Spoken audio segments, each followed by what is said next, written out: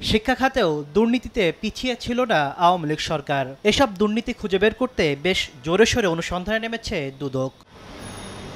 অর্থ পাচারের অভিযোগে নর্দার্ন ইউনিভার্সিটির বোর্ড অব ট্রাস্টির চেয়ারম্যান আবু ইউসুফ মোহাম্মদ আবদুল্লাহ ও তার পরিবারের বিরুদ্ধে অনুসন্ধান করছে সংস্থাটি।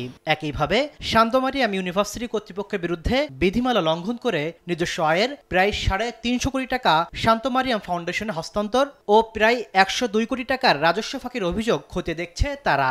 ইতোমধ্যে নথিপত্র তলব করে পাঠানো হয়েছে চিঠি। বিধিবিধান লঙ্ঘনপূর্বক নিজস্ব আয়ের ৩৪৩ কোটি ৬০ লক্ষ টাকারও বেশি শান্তমরিয়াম ফাউন্ডেশনের হস্তান্তর এবং প্রতিষ্ঠা লগ্ন থেকে প্রায় ১০২ কোটি টাকা সরকারি রাজস্ব ফাঁকির অভিযোগের বিষয়েও অনুসন্ধানের সিদ্ধান্ত গৃহীত হয়েছে। বিগত সরকারের আমলে বিভিন্ন বিশ্ববিদ্যালয়ের অন্তত ডজনখানিক সাবেক ভিসির বিরুদ্ধে নিয়োগে জালিয়াতি সহ নানা অভিযোগে অনুসন্ধান করছে দুদক। মহাপরিচালক জানালেন, তদন্ত শেষে প্রয়োজনীয় ব্যবস্থা গ্রহণ করবে তারা। বিভিন্ন বিশ্ববিদ্যালয় এবং শিক্ষা প্রতিষ্ঠানে যে অভিযোগগুলো আমাদের এখানে অনুসন্ধানাধীন রয়েছে, সেই অনুসন্ধানগুলো শেষ হলে নিশ্চয়ই আমাদের অনুসন্ধানকারী দল এ বিষয়ে সুস্পষ্টভাবে তাদের প্রতিবেদনে তাদের সুপারিশগুলো তুলে ধরবেন।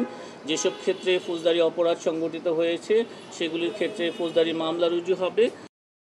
এদিন সংরক্ষিত নারী আসনের সাবেক এমপি সৈয়দা রুবিনা আক্তার মীরার বিরুদ্ধে প্রায় ৩০০ কোটি টাকার সন্দেহজনক লেনদেনের অভিযোগে মামলা করেছে দুদক। আর ১২৭ কোটি টাকার সন্দেহজনক লেনদেনে মামলা হয়েছে মাতারবাড়ি বিদ্যুৎ প্রকল্পের পরিচালক জাহাঙ্গীর আলমের বিরুদ্ধে।